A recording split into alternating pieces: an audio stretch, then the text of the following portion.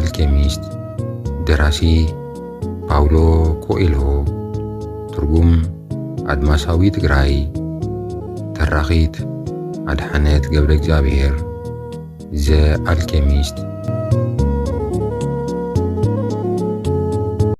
እዚኮ ሚስጥራዊ ቋንቋ እዩ በለ ሳንቲያጎ ተስፋ ብምቁራጽ ልክ ከምቲ ኣብቲ ናይ እንግሊዛዊ መጽሓፍቲ ዝረኣኽዎ እዩ ዝመስል እውን በለ ኣይፋሉን ኢሉ መለሰሉ እቲ አልኬሚስት እዚ ልክ ከምቲ ናይቶም ክልተ ጭልፍታት በራሪ እዩ በኣእምሮ ጥራይ ክርድአካ ይክእልኒ እቲ ናይ መርግድ ጽላት ናብቲ ነብሳዊ ዓለም ዘብጽሕ ቀጥታዊ መገዲ እዩ እቶም ጥበበኛታት ሰባት እዚ ባህራዊ ዓለም እዚ ናይ ገነት ምስልን ቅድሓን ጥራይ ምዃኑ ይርድኡ ነይሮም ህልውና ዝዓለም እዚ ፍጹም ዝኾነ ዓለም ከም ዘሎ መረጋገፂ እዩ ኣምላኽ ነዚ ዓለም እዚ ዝፈጠሮ ሰባት ብናይቲ ዘርኢ ነገራት ኣቢሎም ነቲ መንፈሳዊ ትምህርታቱን ነቲ ዘገርም ጥበቡን ምእንቲ ክርዱ እዩ ብተግባር ማለት እዚ እዩ ኣነ ነቲ ናይ መርግድ ጽላት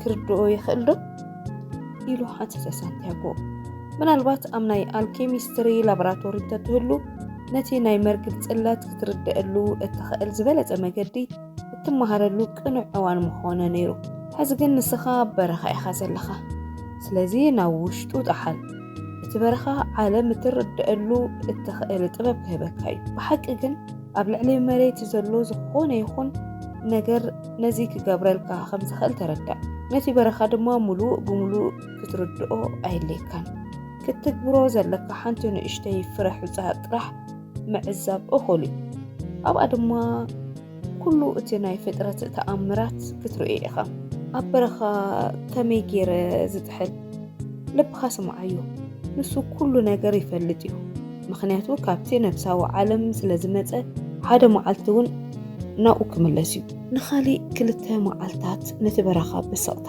ተሳገርዎ እቲ አልኬሚስት ዝያዳ ጥንቆቕ ኮይኑ ይጓዓዝ ነበረ ምክንያቱ ናብቲ ኣዝዩ ብርቱዕ ውግኣት ዝካየደሉ ቦታ ይቐርቡ ስለ ዝነበሩ ክጓዓዙ ከለዉ ሳንቲያጎ ብግድኡ ንልቡ ክሰምዕ ይፍትን እዚ ንምግባር ቀሊል ኣይነበረን ኣብ ዝሓለፈ እዋን ልቡ ኩሉ ግዜ ዛንትኡ ክነግሮ ድልው ነይሩ ኣብዚ እዋን እዚ ግን ከምኡ ይነበረን ልቡ ሰዓታት ሙሉእ ብዛዕባ ጓሂኡ ዝነግረሉ እዋን ይፈጥር ነይሩ ኣብ ካሊእ እዋን ድማ ኣዝዩ ሓዘን ይስምዖ ስለ ዝነበረ ንብዓቱ ክሓብእ ይግደድ ነበረ ልቡ ብዛዕባ ስውር ሃፍቲ ክነግሮ ከሎ ኣዝዩ ሕርመት ልቡ ይውስኽ ብዛዕባ እቲ መወዳእታ ዘይብሉ ኣድማስ እቲ በረኻ እንትዛረብ ሕርመት ልቡ ህድእ ይብል ነገር ግን ሳንቲያጎን እቲ አልኬሚስትን ስቕ ኣብ ዝበሉሉ እዋን እኳ ልቡ ፈጺሙ ስቕ ኣይብለን ዝነበረ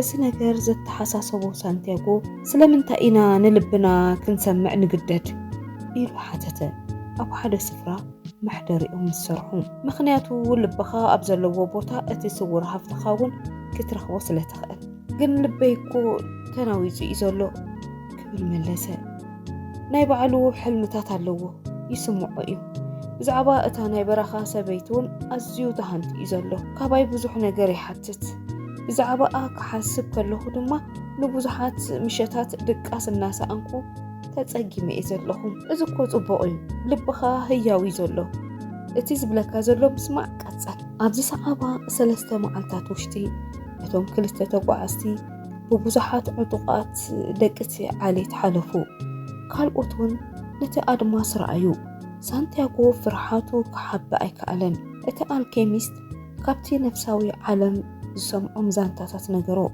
ብዛዕባቶም ስውር ሃፍቲ ክረኽቡ ዝደልዩ ግን ከኣ ፈጺሙ ዘይሰለጦም ሰባት ዛንታ ኣለሎ ኮይኑ ግን ልቢ ሳንቲያጎ ሓደ ግዜ ነቲ ስውር ሃፍቲ ከይረኸብኩ ወይ ኣብቲ በረኻ እንተሞትኩኸ ዝብል ሓሳብ ተወጠረ ኣብ ካሊእ እዋን ድማ ልቡ ዕጉብ ብምዃኑ ይነግሮ ፍቕርን ሃፍትን ረኺበ ኢሉ ክዓግብ ይገብሮ ልበይ ጠላምዩ በሎ ሳንቲያጎ ንአልኬሚስት ፈረሶም ንምዕራፍ ደው ኣብ ዝበሉሉ እዋን ክቕጽል እውን ኣይደልየንን ክብል እውን ወሰኸ እዚ እኮ ትርጉም ዘለዎ እዩ ኢሉ መለሰሎ እቲ አልኬሚስት ባህርያዊ ኮይኑ ሕልምኻ ክትስዕብ ከለኻ ነቲ ዘጥረኻዮ ኩሉ ነገር ከይተጥፍኦ ካብ ዘለዎ ስግኣት ዝብገስ እዩ። ጽቡቕ ግን ንምንታይ ልበይ ከዳምጾ ዘለኒ? ምኽንያቱ ንልብኻ ፈጺምካ ስቕ ክትብሎ ይትኽእልን ኢኻ። እቲ ዝነግረካ ዘሎ ከም ዘይሰማዕኻዮ እኳ ተመሰለካ ንሱ ኩሉ ግዜ ኣብ ውሽጥኻ ክህሉ እዩ። ብዛዕባ ህይወትን ብዛዕባ ዓለምን ክትሓስቦ ከለኻ ድማ ክደግመልካ እዩ። ማለት ጠላም እንተኾነ እውን ክሰምዖለኒ ማለት ድዩ? መጥቃዕቲ ጥልመት ብሃንደበት እዩ ዝመጽእ። ልብኻ ጽቡቕ ጌርካ እንተደኣ ፈሊጥካዮ ግን ፈጺሙ ከምኡ ክገብረካ ይክእልኒ እዩ። ምኽንያቱ ሕልምታቱን ድሌታቱን ክትፈልጦም ኢኻ። ምስኣቶም ከመይ ጌርካ ከም ተተሓሓዝዎም ክትፈልጥ ኢኻ። ካብ ልብኻ ክትሃድም ፈጺምካ ይትኽእልን። ስለዚ ልብኻ ዝብለካ ዘሎ ምስማዕን ምፍላጥን እዩ ዘዋፅአካ። በዚ ድማ ብዝገጥመካ ዘይተጸበኻዮ ሃንደበታዊ መጥቃዕቲ ፈጺምካ ኣይትፈርሕን። ሳንቲያጎ ነቲ በረኻ ክሰግሮ ከለዉ ንልቡ ክሰምዕ ጀመረ። መህደሚታትን ብልሓታትን ክርድኦ ከም ዘለዎ ክቕበል እውን ተረኣየ። ፍርሑ ጠፍአ። በዚ ኣቢሉ ናብ መንደር ኦኣሲስ ናይ ምምላስ ድሌቱ እውን ረስዕዎ። ሓደ መዓልቲ ድሕሪ ቀትሪ ልቡ ከምዚ ክብል ተዛረበ። ሓደ ግዜ እንተማረርኩ እኳ ናይ ሰብ ልቢ ምዃነይ ኣይስሕቶን። ምኽንያቱ ናይ ሰብ ልቢ ከምኡ እዩ። ሰባት ነቶም ኣዝዮም ኣገደስቲ ሕልምታቶም ክስዕቡ ይፈርሑ እዮም። እንትምንታይሲ ንዕኦም ዝበቕዑ ኮይኑ ስለ ዝስምዖም ወይ ክረኽቦም ከም ዝኽእሉ ስለ ዝሓስቡ እዩ። ንሕና ልቦም ድማ ንዘለኣለም ብዛዕባ ዝኸዱ ፈተውቶም ወይ ጽቡቕ ክኾኑ ዝኽእሉ ዝነበሩ ግን ከዓ ዘይኮኑ ቅጽበታት ወይ ኣብ ሕጾታት ንዘለኣለም ተሓቢኦም ብዛዕባ ዝተረፉ ስውር ሃፍቶም ክንሓስብ ከለና ጥራይ ፍርሒ ይወረና። ምኽንያቱ እዞም ነገራት እዚኦም ክፍጸሙ ከለዉ ንሕና ኣዝዩ ብርቱዕ ስቓይ እዩ ዝስምዐና በሎ። ድሕሪዚ ሳንቲያጎ ልበይ ክሳቐ ከይግደድ ይፈርሓሎ ብሎ ንኣልኬሚስት። ሓደ ምሸት ወርሒ ዘይነበረቶ ሰማይ እናተዓዘቡ ከለዉ ንልብኻ ንገሮ ካብቲ ስቓይ እቲ ፍርሒ ስቓይ ከም ዝኸፍእ ዝኾነ ልቢ ሕልምታቱ ንምድላይ ኣብ ዝጓዓዘሉ እዋን ዝሳቐ ልቢ ከም ዘየለውን ንገሮ። ድሕሪዚ ነፍሲ ወከፍ ናይ ምድላይ ደቓይቕ ምስ ኣምላኽ ዝግበር ምርኻብ እዩ ኢሉ ሳንቲያጎ ንልቡ ነገሮ። ነቲ ስውር ሃፍቲ ክደሊ ከለኹ ነፍሲ ወከፍ መዓልቲ ብርህቲ እያ ነይራ። ምኽንያቱ ነፍሲ ወከፍ ሰዓት ክረኽቦ ምዃነይ ናይ ሕልመይ ኣካል ምዃኑ ስለ ዝፈልጥ ዝነበርኩ ስውር ሃፍተይ ብልቢ ክደሊ ከለኹ ኣብ መገደይ ሓደ ጓሳ ክረኽቦም ኣይክእልኒ ዝበሃሉ ኣጸካሚ ነገራት ንምፍታን ትብዓት እንተዘይህልወኒ ነይሩ ፈጺሙ ዝኹሉ ነገር ኣይምረኸብኩን። ሳንቲያጎ ድሕሪዚ ምስ ልቡ ዘካይዶ ዝርርብ ድሕሪ ቀትሪ ኣብ ዝነበረ ሰዓታት ስቕበለ። በታ ምሸት እቲኣ እውን ዓሚቕ ድቃስ ደቀሰ። ክበራበር ከሎ ድማ ልቡ ካብታ ነብሳዊት ዓለም እናቐድሐ ነገራት ክነግሮ ጀመረ። ሕጉሳት ዝኾኑ ሰባት ኩሎም ኣምላኽ ኣብ ውሽጦም ከም ዘሎ ነገሮ። ከምቲ እቲ ኣልኬሚስት ዝበሎ ድማ ሓጎስ ኣብ ሓንቲ ናይ በረኻ ፍረ ሑጻ እኳ ክርከብ ከም ዝኽእል ኣዘከሮ። ምኽንያቱ ሓንቲ ፍረ ሑጻ ናይ ፍጥረት ሓንቲ ቅጽበት እያ። እቲ ኣድማስ ድማ ንዓኣ ንምፍጣር ሚልዮናት ዓመታት ወሲዱሉ እዩ። ኣብ ልዕሊ መሬት ዘሎ ነፍሲ ወከፍ ሰብ ናተይ ዝብሎ ዝጽበዮ ስውር ሃፍቲ ኣለዎ በለ ብልቡ። ቀፂሉ ንሕና ደቂ ሰባት ግን ብዛዕባቶም ስውራት ሃፍቲ ብዙሕ ግዜ ብዙሕ ኣይንዛረብን። ምኽንያቱ ሰባት ነዚ ንምእላሽ ዘርእይዎ ተበግሶ ትሑት ስለ ዝኾነ በዚ ኢና ድማ ብዛዕባኦም ንህፃናት ጥራሕ እንነግሮም። ድሕሪኡ ግን ህይወት ብናይ በዓላ ኣንፈት ናይ በዓላ ዕድል ክትጓዓዝ ጥራሕ ኢና እናሓድጋ። እቲ ዘሕዝን ግን ኣዝዮም ውሑዳት ሰባት እዮም ነቲ ተዳልየሎም ዘሎ መገዲ ስውር ሃፍቲ ዝኽተልዎን ዘስተማቕርዎን። መብዛሕትኦም ሰባት ንዓለም ከም መፍርሒት ቦታ እዮም ዝርእይዋ። ብኣጠቃቅምኦም ምኽንያት ድማ ዓለም መፍርሒት ቦታ ትኾኑ። ስለዚ ንሕና ደቂ ሰባት በብቁሩብ ድምፅና እናጉደልና ንኸይድ ምዝራብ ፈጺምና ኣይንሓድግን ኢና። እንተኾነ ግን ቃላትና ምእንቲ ከይስማዕ ተስፋ ክንገብር ንጅምር።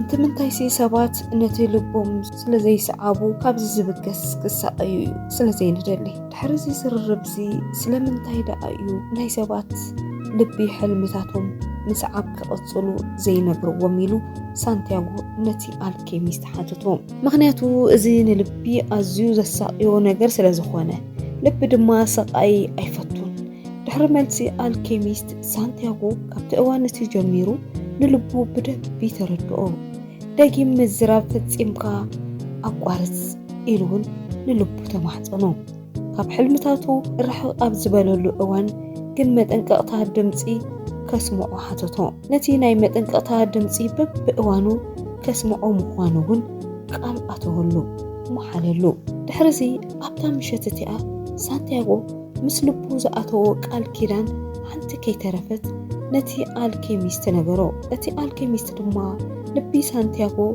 نابتا نبساويت عالم كم استملسة تردأ سلازي هذي انتاي كقبر لني إلون حاتتم ناب أنفتتهم براميد موقع أسكا أتزل بلد الكيميست نتهم ملكتات قلبي مهابون دو كيتبل كأتزل كتفلت لبخا جانا أتسور هافتي أبي كم زلو كرئيكا عمل لغو كما قلال تخا أتي كفلت أزق بأن حدا نقر زيو أي فالون ملسلو تا الكيميست بما أتسال اتجانا كتفلتو زلكا نجر حدا حلمها قدمي مفتسامو اتي نفساوي عالم نتي أم مجد استمهاركايو يفتنو مخانيو نزي زقابرو كفو سلازخونا يكونن نجر جن حلمنا كم مفتسام حالفنا نفتي حلمي كنوكو عسكلنا استمهارنا يوم تمرتتات كنملكم انتانيو إذا بوتا زي مبزحتي سبات تسفا زقورتولو بوتا ايو ابتناي برخا قوانقوا كم نبلو